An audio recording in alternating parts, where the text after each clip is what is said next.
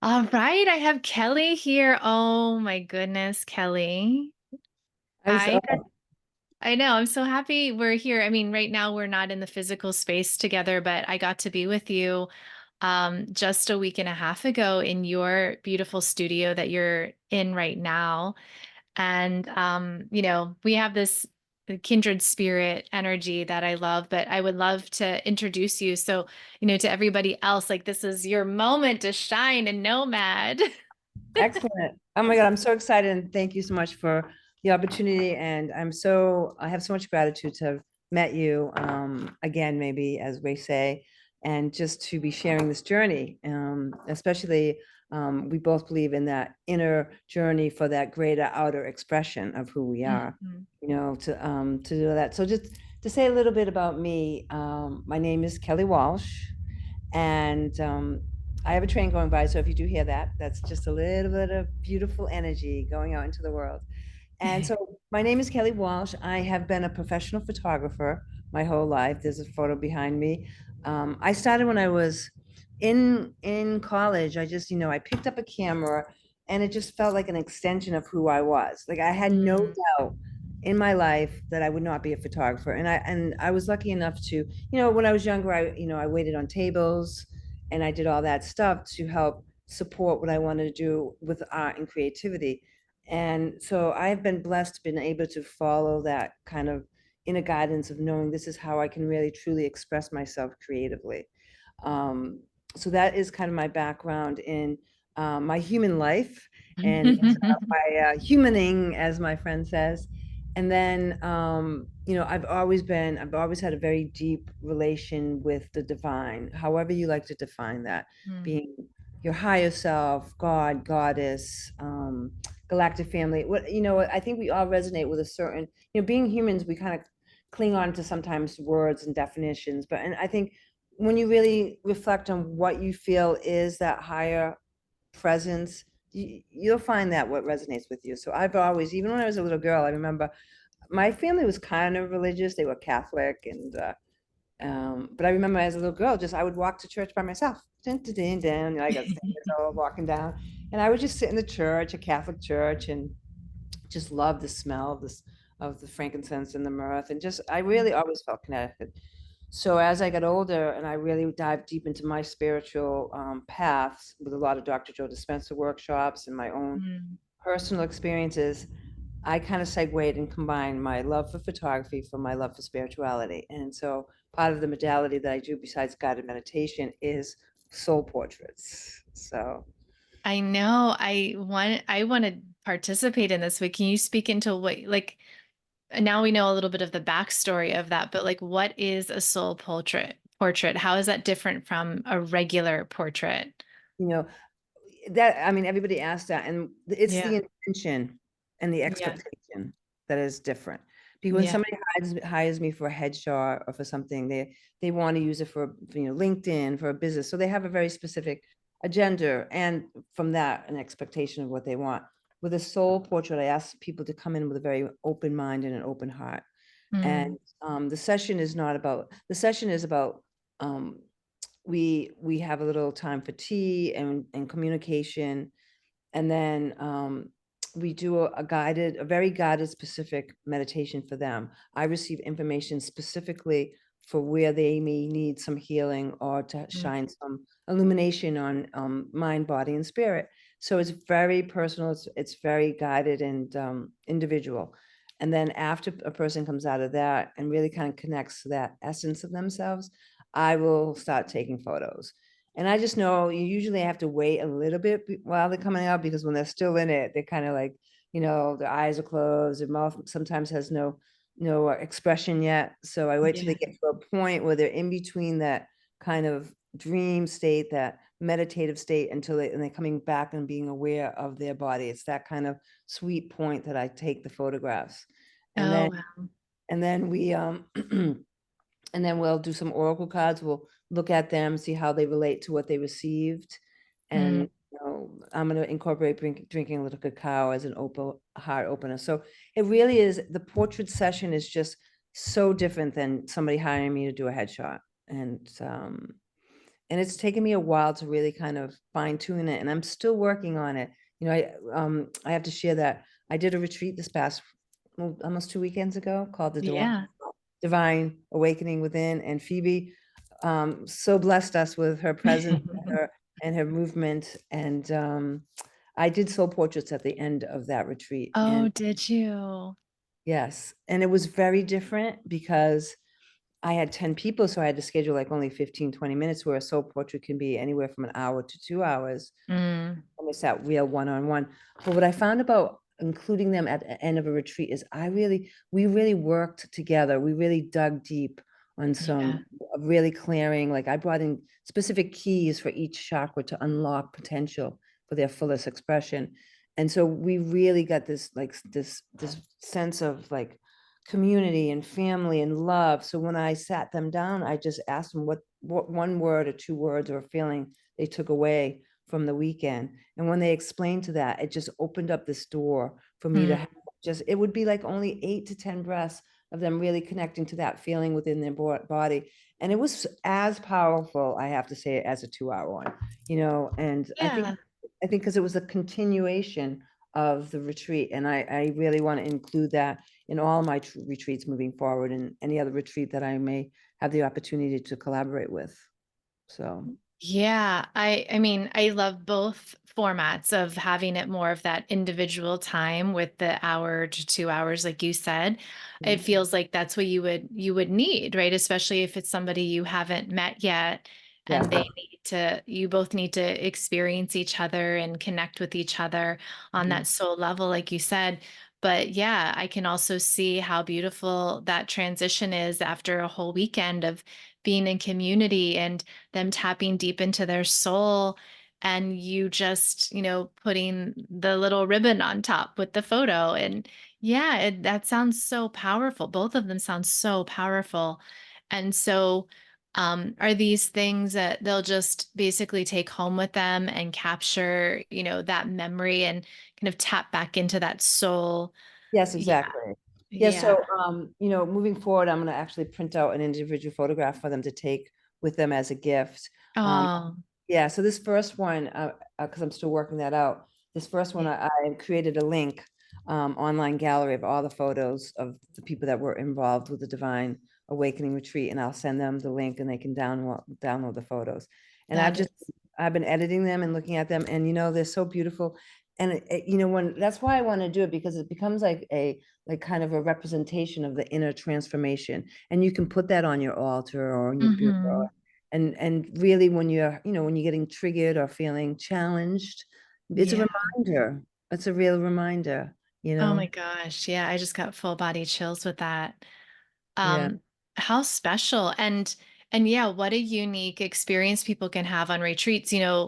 This whole global retreat we're doing together that people are experiencing, they're getting little pieces of what it would feel like to be on a retreat with you. And I really look at our nomad community, and you all have such unique gifts. Mm-hmm. And looking at like just outside of the regular standard yoga retreat or something like that, we really have this beautiful collection of Yes. really wise and gifted guides and leaders.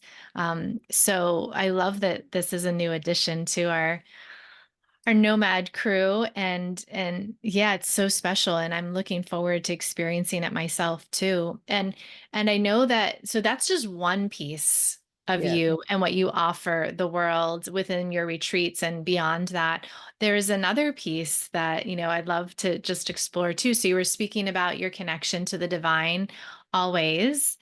And I know, like, before we started talking, before we started recording, you were like, "Oh, I've always been like this galactic being, but there's this whole thing of inner Earth that I discovered." I want to hear all about that. Yeah. Like, what does Okay. that mean, galactic and inner Earth? And for people who are like, interesting. Can you just share what that means Sure. and what your journey has been?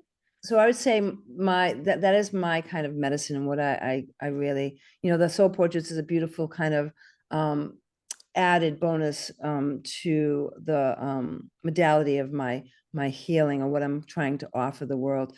And so just I want to just give you a little backstory. So I speak Yeah. light language, and again, I was always very driven and felt so connected to church and to kind of that community that you can have. And when I was in my 20s, I became a born again Christian. Oh, wow. I was in it for like 2 years. I was like Bible study, church, that whole community. And with the Pentecostal Baptist church, you get what's called slain with the Holy Spirit. So usually, and then the Holy Spirit comes and you fall back and you come out and you can speak in tongues. Hmm. So that was in my 20s when that happened. Whoa. And Can we so go back just a second? Like, how did you, like you said, like you kind of fell into this? Like, how did you be, like, what was how your, did I fall into becoming a born again?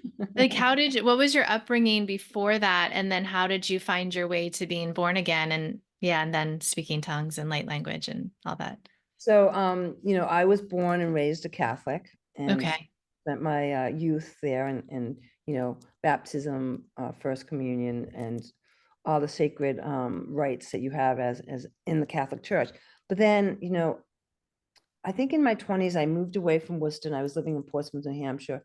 And I just kind of started meeting people that were in that church, and I was very Okay. curious. I was very curious. So Yeah.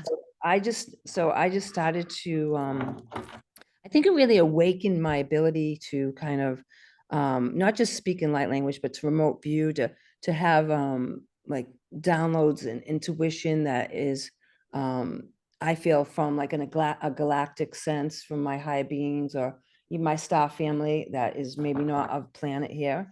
And so I think it just kind of awakened a lot of that.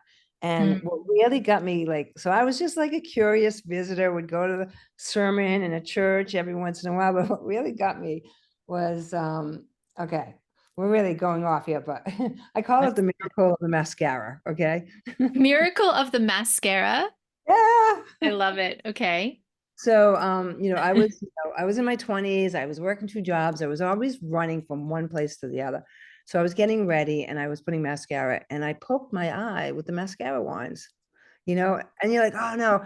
But then the eye would not heal. Like I went to two eye doctors. I was putting drops. I was putting eye patches, and it was just, and I was a photographer and it was my right eye. Yeah. I was like, oh my God, what am I going to do? I can't see Mm. very well. So I was dealing with that. And I was still kind of that curious visitor at these, kind of real born again services. And so I was in, I was in the church and I was listening to the minister. And the first thing he says is, some of us here are worried about losing their vision. And I was like, hello? Hello? I'm like, is he talking to me? I think he's talking to me. So like that just like got my full attention. So Yeah. we started talking about the vision of your heart, Mm. about how that is the true sight. And it was, Mm. I don't remember the details. It was so long ago, but Yeah. it just really hit me so deeply here. Mm. And I went home the next day and I woke up the next morning, my eye was healed. Whoa. Hence the miracle of the Amazing. mascara. I love it. So you're like, okay, I'm going back. So I'm going back and I'm going in, I'm going deep. And I did for a couple of years, and because until the dogma of Yeah. born again Pentecostal, like the judgment and the human dogma started. I saw stuff Mm. that I didn't really resonate with me anymore. So I was there for 2 years. I was slain with the Holy Spirit. I could speak in tongues. I had that opening of like my, they call it remote viewing. When you can, you know, close your eyes. That's how I do my guided meditations. If people really want to know, it's like Mm. I can like remote view and like take you to like the inner earth, which we can talk about because that's kind of really my thing that I'm very excited about with my healings and my teachings. And just I see this story unfold in front of me, and that's what I guide. Mhm. So, a lot of times we work with Lemuria, which was an ancient civilization where the Hawaiian Islands was, and people Yeah. that believe in Lemuria and believe that was seeded by the Palladians. Um, Mhm. Culture, the sisters, they call them the 12 mothers, or Yeah. the star mothers, and they say that was like the first seeding of the human race. And I mean, it's really kind of like this is kind of really going out of kind of what's considered the norm a little bit, but it's just being open. And I was very open because I would close my eyes and I would go to Lemuria.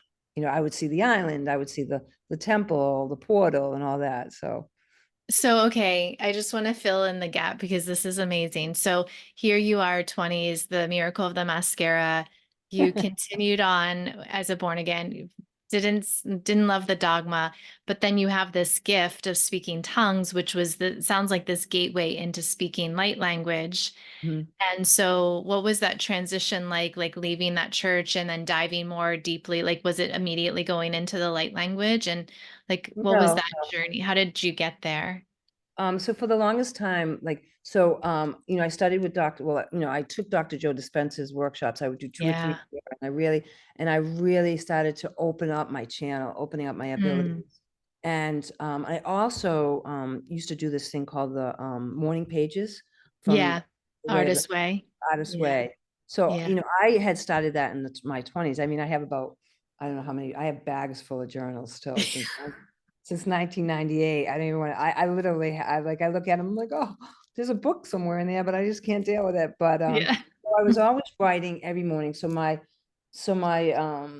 method was I would meditate, I would go really deep, I would remote view, I would write and write and write, and then I would speak light language to myself in the Mm. privacy of my own home in front of my altar. And that's how I did it for years and years and years. And did you know that that's what you were doing, or you were just tapping into something intuitively and then somebody labeled it light language? Exactly. Yeah. Intuitively, I always thought it was speaking in tongues because, Okay.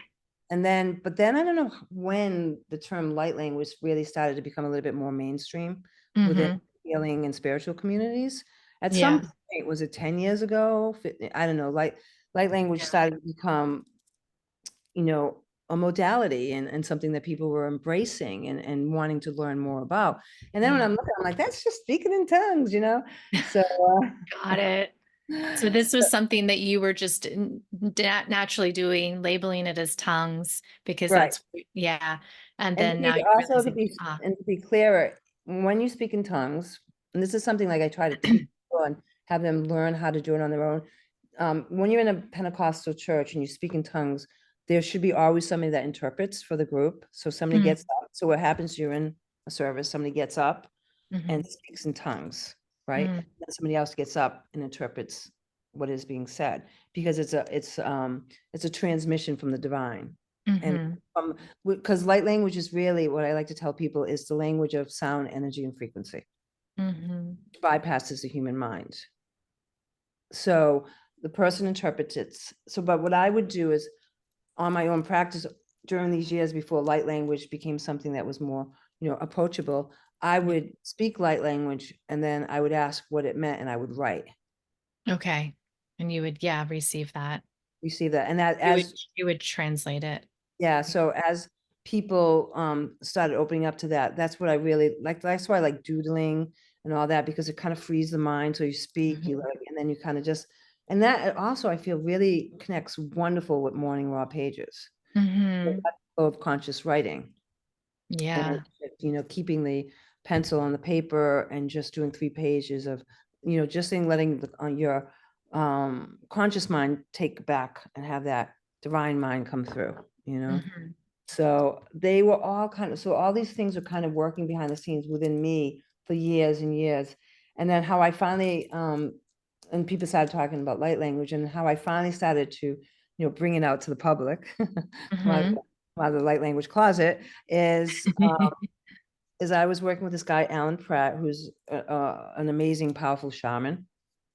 And this was pre-COVID. This was probably like 3 or 4 years before COVID, just to give you a time frame.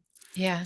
And he's like, will you please open my meditations, my circle, my ceremony with a meditation? So I said yes. So there's probably 20 people in the circle, and we're getting ready, and I go in the middle and I start doing the guided meditation. And then all of a sudden, my light language went like out, like the first time in public that I in a group Oh, that I wow. spoke light language, and I was like, I felt so empowered. I felt so alive. Like I just felt like Mm. my body was vibrating, and then people came up and like, oh, what was that? That was, that really affected me in my body. And Yeah.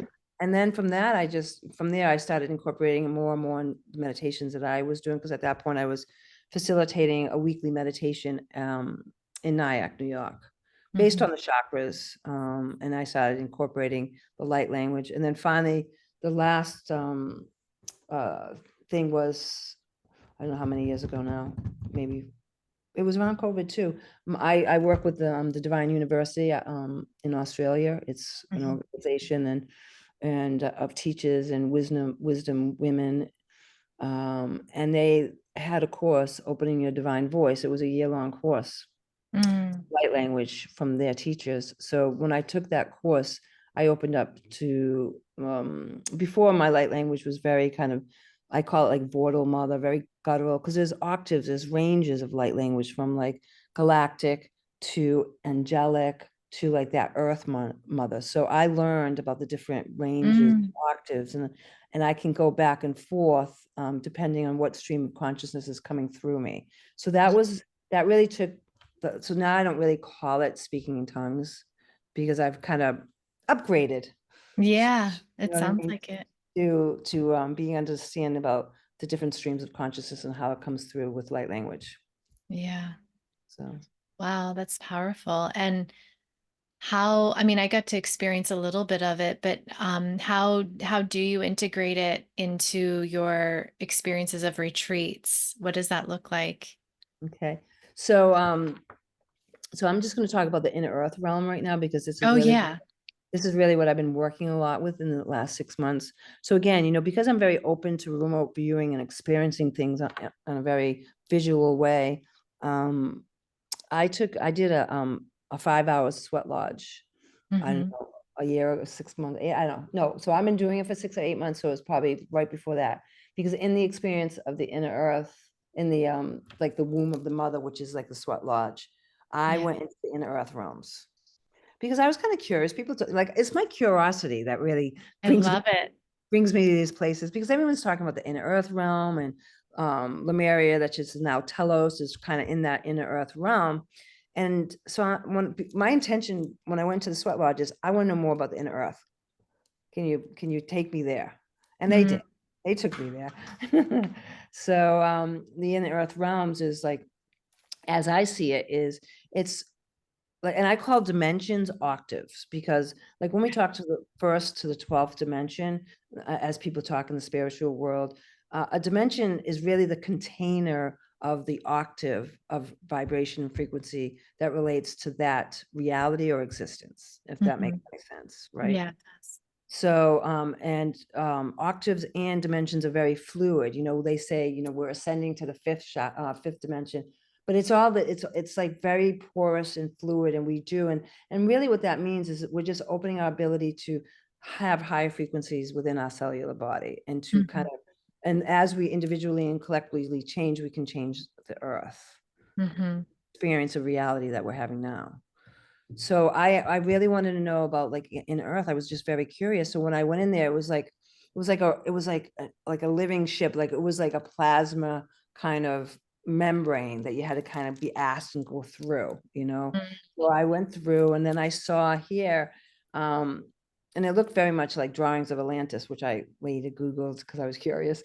But it was like 3 rings, and there was a lot of water, and there was a lot of electricity. And I was told this is where the free electricity that Tesla was trying to tap into, Mm. where it sits and is dormant now, but available. Mm. So I went in and I saw that in the inner earth, there's a representation of all 12 dimensions Okay.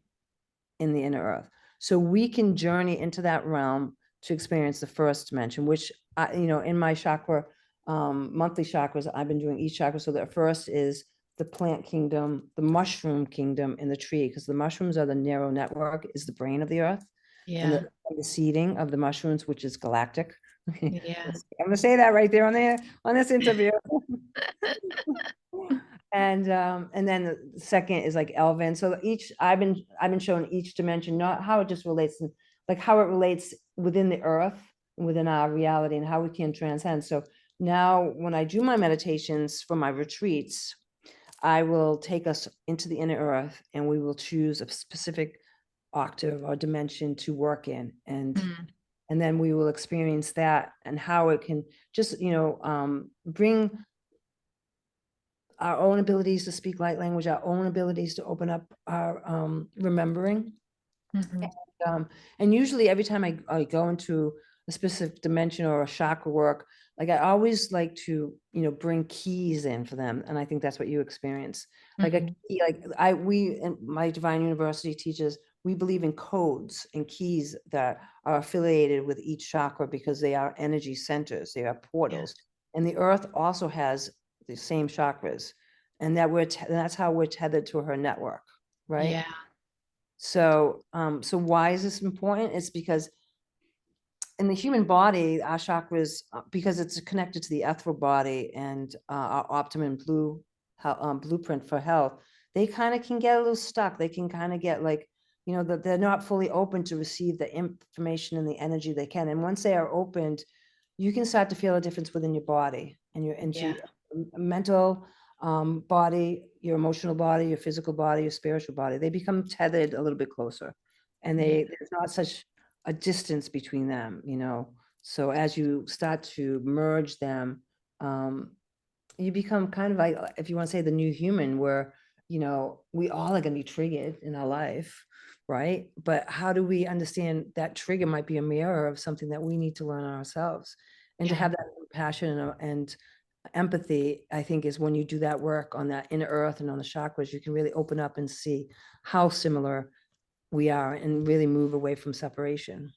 So Mhm. I love everything you're saying. It's a lot of what I speak, but just a different language, like what you're saying, inner earth. That's a lot of what I do is the somatic work, like how to really look at the experience of your body and the energies that are flowing in that physical body and how they're, the stories that we're carrying with us, and yeah, looking at how that, like you're saying, the codes and the keys and everything. And I use a lot of like the patterns that we have and recoding those patterns. And yeah, it's a lot of the same thing. And I was just speaking about that yesterday too, of, when we can really learn how to embody ourselves, and what you're saying is being in that inner earth, I do truly believe that we will heal the rest of the world, right? Because we're doing that inner work like you're speaking of. And that is, I mean, all of this is a reflection of what's happening within ourselves. exactly. So yeah, I love this, and I love what you're offering the world. And yeah, oh And I my, love that. And I think that's why when you came in and did your movement class with the people that were experiencing the retreat, you just threaded in everything that I was talking about beautifully in your own language and your own mhm, modalities. And I just felt like, wow, when I was there experiencing, I'm like, this is perfect, because we were sitting all that morning and afternoon, and just to take that, all that energy and that information, and bring it into our bodies, mhm. because they say, I don't love the word ascension, because we don't ascend up, we expand in six directions. The It's like expansion. but the body, we take the body with us. People are like, oh, we're going to ascend and leave our physical. Oh no, the body's coming with us. As long as we're human, the body's coming with us. So to really incorporate that energy into the body is very, very important. And that's why people experience what they call ascension symptoms of flus, because it's just the body catching up to everything that you're receiving. So what Yeah. is so important. It's so important. Yeah, when you just said that about the ascension versus expansion, oh my, I mean, this is something, and I think we spoke about this in your retreat a little bit too, is, when we start to access these gifts, right? These more galactic gifts or ethereal gifts, right? And Mhm. when the upper chakras, right, that are more in those elements of, just vibration, essentially. I think when people start to access that, they forget about their bodies, and it might just be because it's so much fun, and like you said, you're so curious, like, oh wow, and this earth thing is kind of weird anyway, so let me live up here. Or they've experienced trauma in their body, and so they now have found this other world, in a sense, or a different dimension that they feel comfortable in, and then they don't want to integrate back into their body because that was not a place that feels safe. So Exactly. I love what you're saying about the expansion because it's in all directions. It's not just going up, but that helps us, just that idea helps us, for me, listening to you feels like, yeah, that's more integrative, right? Like you're going in all directions, but you have to be in your core in Exactly. order to radiate out into that expansions, space. Exactly. It's Yeah. like it's like spokes of a wheel. You have that center spoke, right? Which is Hmm. chakras moving up, and then they just like they expand, and then they Yeah. all have to return home, return to center, return home. Like in Lemuria, the teaching wheel is they have a teaching wheel in Lemuria, and it's called return to center, with that imagery of the wheel with the spokes. And when you go out, you always have to return home, you know. Hmm. And that returning home for us is returning to our bodies and to be able to integrate so you can feel safe again in your body, right? Yes. So important. Yeah. It's so important. I think that so many people don't feel that right now for so many reasons about what's happening in the 3D Yes. world. Yeah. So what a gift. So I want to know, is there anything else that you want to share about your story? I mean, Uh, I know that there's a lot there. You have a it, lot. it's been exciting. I mean, it's been years that I've been kind of cultivating where I am right now, I have to say. And I say I've been working with the chakras and the healing for a long time, but I feel like um maybe I'll say one thing with what's happening astrologically, and I'm not one that follows astrology very, very closely, but what Yeah. I'm feeling is that the position of the sun and earth has changed slightly. And I think Mhm. we're getting a lot of codes from the sun. And I think that because of it, um, I think where people are rapidly experiencing these higher dimensions. Mhm. So, and I think that what's really important are these retreats that can help answer questions, can help people feel grounded and safe. Because, like you say, we have to do that inner work first, that inner journey first. And the reason why I'm saying that, I personally feel in the last 3 or 4 months have felt a complete shift in my own body, my own mind and spirit. Like Yes. something happened. Maybe it was part of the solar eclipse, but I think that I just feel like I've shifted, like I've gone into a higher realm, and in a very quick amount of time comparing to the years I have put in prior. So I think a Yeah. lot of people that might be experiencing that. I don't know if you feel that same way or you are witnessing that as well. But I think that's why what you're doing in the retreats and this global retreat is so important because people are Yeah. curious. And also people, want to feel like they're not losing their mind. Right? Yeah, I 100% agree. I mean, for me too, that I have felt a huge shift this year, entering into this new year, but also just this past month or two, I think, when I look at the circumstances of my life, being in Mexico was very transformational, but then also having a surgery and going through that recovery. And that was just around the solar eclipse and so many other astrological events that were happening. And I was like, oh, this is divine. I needed to be like I was in the right place at the right time. It did not feel like that, but I really do trust that I was in the right place because something has shifted. And I you feel like a know, lot of us have really shifted, you know, in the it last 4 months. it almost feels like, and I think I might have spoke about this in our guides call the other day, like it almost feels like we made a quantum leap. There are certain, the ones that, like you said, have been doing years and years and years of this work, like you and I and everybody else in our community. But then it's like we just took a huge quantum leap. Yes, I And love that. like we're right here. We're ready for you guys. Whenever you're waking up, we're here for you. We got this. And there's a with that quantum leap, there's a standing in the power that Mm, that is necessary right now to mm, hold that because so much other, like you said, like other people are just now starting to experience that and feeling crazy. Because yes. as you know, having a spiritual awakening is not like this beautiful, like rainbows and butterflies. Ah, Yeah. no, it's like, what the fuck? Yeah. fuck can be a mantra, right? Like, well, like fuck, you know? Yeah. Yes, you're absolutely right. It's like, it is not all rainbows and unicorns for sure. It's digging deep into the, they call it the shadow of the light. It's like, Mhm. you're digging in, and you're so right. I love that. That's a quantum leap. It's exactly what it is and exactly how I feel. I feel like I have I have fallen it, not fallen. I have been brought in and moved into this sense of purpose and power, and that I've never had before. You know what I mean? Yeah. Yeah. Just recently, like, I've been teaching meditation. I've been doing meditations for over 10 years, but it's different now. There's a shift. Hmm. And I Hmm. love how you explain that, because I think a lot of leaders and spiritual people, I feel it's two things. People are they're hearing the call and they're taking the leap, or people are just like, I've done this my whole life. I'm going to take a little break from it for Yeah. spiritual people, spiritual leaders and teachers. I think that Yeah. people are falling into the two different camps, and Yeah. yeah, that's how I feel. So Yeah, and I see that. I mean, a couple of my teachers that I've been with for 20 years, they're like, I'm kind of checking out right now. I'm done. I'm just going to live my own life. yeah, Um, and I respect it, like I get it. But there's something for me, like I feel like, oh no, all of this has been preparing me for right now. yeah, And I'm ready. And like I said to you all yesterday, like we have to stand in our power now. This is our job. I just feel like this is what we're supposed to be doing. And however I can empower other, leaders of the new world, I want to be a part of that and support you.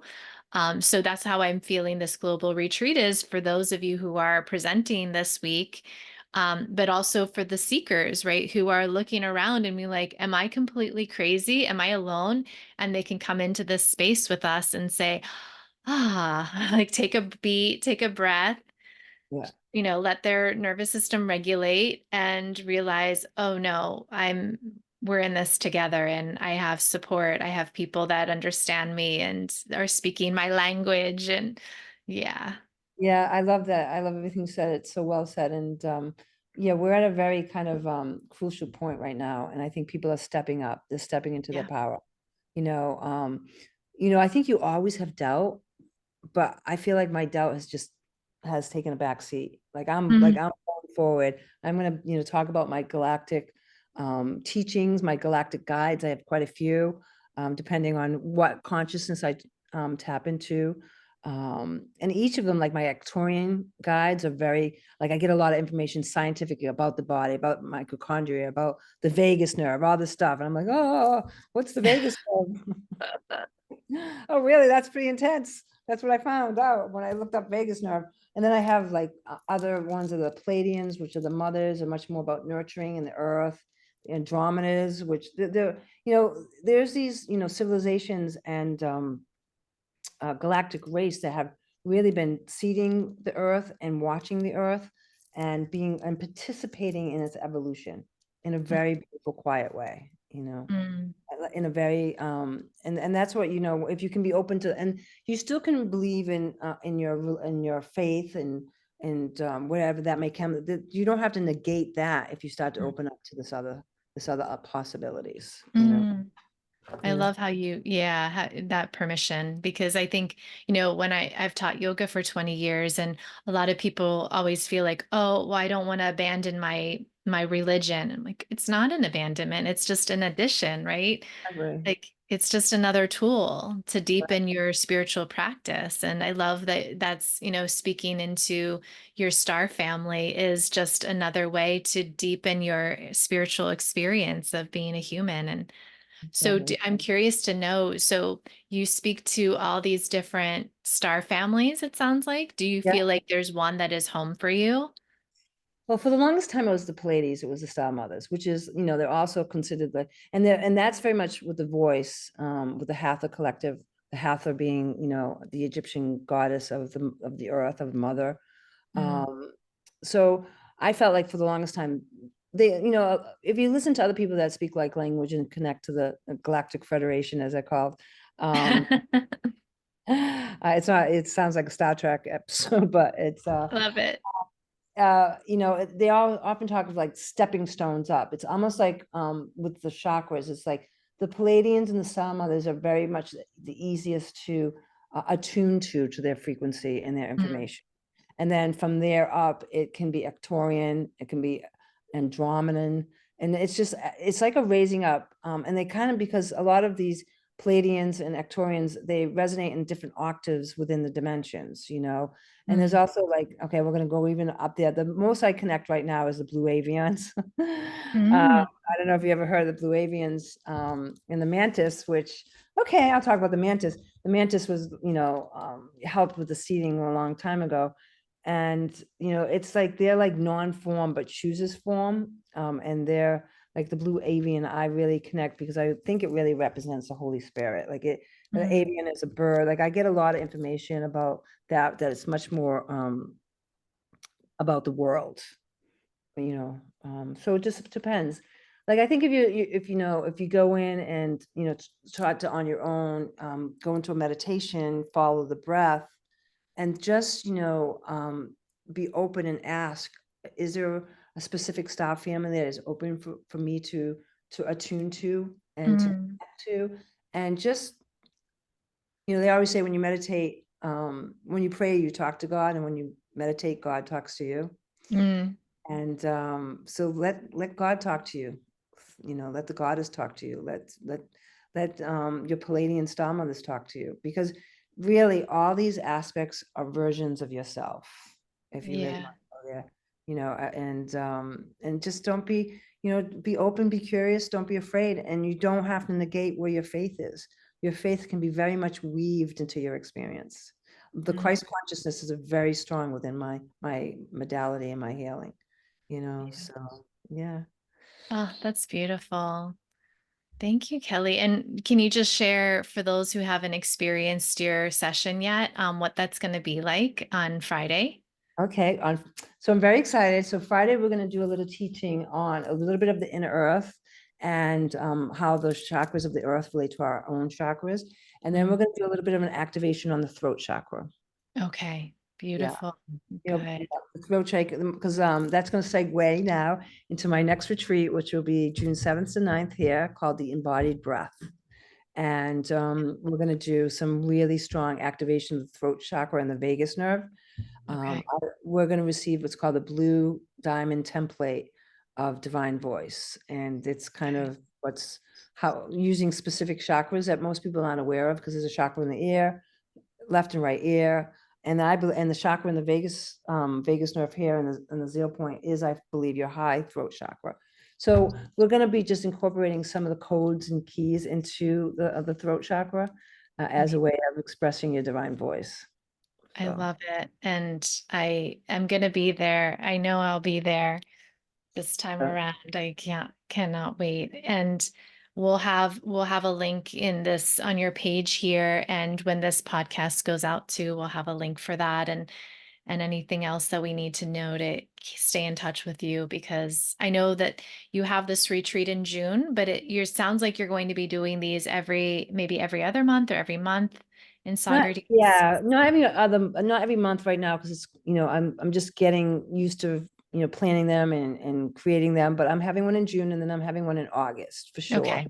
And the August one is going to be really about creativity. We're going to do soul collage, which is where this woman facilitates, it's like a vision board, but you actually make your own oracle cards. I don't know if you're Yeah. familiar with that. Soul writing, automatic writing, and she also um, downloads information for you. I'm going to do the soul portraits, and we're going to do a Q&A where we're going to, you know, go into it and download and information where people can ask us, which will be very interesting because I've never really done that. That's pushing me to sit down and do like a Q&A, like, and kind of Cool. tap into my guides yeah. So that's going to be in August. That's awesome. Just a side note, yeah, Soul Collage, we had well, actually the retreat you were going to come to in Mexico, one of Um, the participants who came, she had done a Soul Collage years before, and she had this beautiful oracle card of her on a mountain with all these monarchs flying around her. oh, And wow. she didn't even remember necessarily, like she was going back and looking through things after she signed up for that retreat. And then she found it and was like, oh my gosh, it came true. We're gonna be with the monarchs. And Oh, I love yeah, that. Don't you yeah, love that? It's just these things just come and surprise you about how, like, you know, how like they say is like not just go with the flow, be the flow. Yeah, be the flow. Yes. I Be love the it. flow. So I love speaking with you, Kelly. You just, yeah, like I said, it feels like a kindred spirit. I I mean, know. all of my dear guides, I feel like that. You all are just, yeah. Yeah, We I know. met and it was like soul sister right I there. know. So sister, we're like, I see you, you see me, I see you. I know you. So yeah, I'm so excited. Like, it's like you said, like the divine works so much behind the scenes to just bring people, events, and circumstances together. And then Yeah. later on the other side, when you look about what had happened, you're like, wow, I could not even plan that on my own. You know, No. I have to just, be the flow, be the flow. Yeah, as a recovering like control freak, I completely agree. Like I used to try to manipulate everything. I still catch myself every once in a while, but yeah, it's like, oh my God, it's so much easier if you just let that go. Yeah, yeah, it really is. So sure. I can control only when it comes to photography, and I'm sure like I have two sides of me, so Yeah. I definitely can feel that need to control as well. So Yeah. all right. Well, thank you so much. And I'm so excited to experience your session on Friday and everything else that you're doing in the world. Thank you so much, Kelly, Oh, for thank all you. of the contributions that you make. Yeah. Thank you. I'm so honored to be here with you and part of the nOMad. So thank you. Mm, you're so welcome.